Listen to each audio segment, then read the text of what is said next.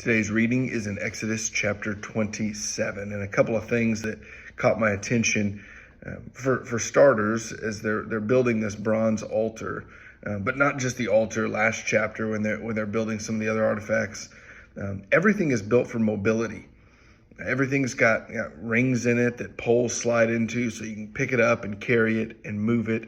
Very different from a temple that they'll eventually have, where everything is set in place. It's a building, and so you have your altars already set. This was meant for the movement of the people.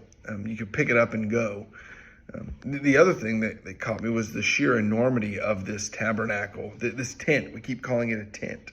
And if you've ever tried to set up a tent, it's not overly complicated if the conditions are great and your tent is small and manageable. But if you've got a very large tent, or if the weather conditions are very poor, it can be very, very difficult. And yet this thing is not just like a tent that we would camp in. It is a whole mobile temple, this tabernacle. And so it gives it the size of the outer courts. So this is giving us its final dimensions of 100 cubits by 50 cubits. That is roughly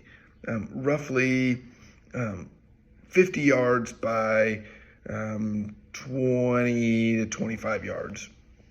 So if you want to think about it this way, if you look at a football field is roughly 50 yards wide, a little bit more, but roughly that. And these are estimates anyways. So look at the width of a football field and then go from the end zone to about the 20-yard line. And all of that area is what the tabernacle is. It's massive, and it's a tent. They're setting it up while they stay there for a time, and then they're tearing it down, having to pack it away and move it. And so just the sheer enormity of it kind of blew me away. And then it had tents inside of the tent and all the artifacts that had to be carried with it. As these people are wandering, it's not as if they just have their stuff. They've got a mobile, massive temple with altars and the Ark of the Covenant and lamps and the walls of linens. And it just blew me away how big and mobile this thing was.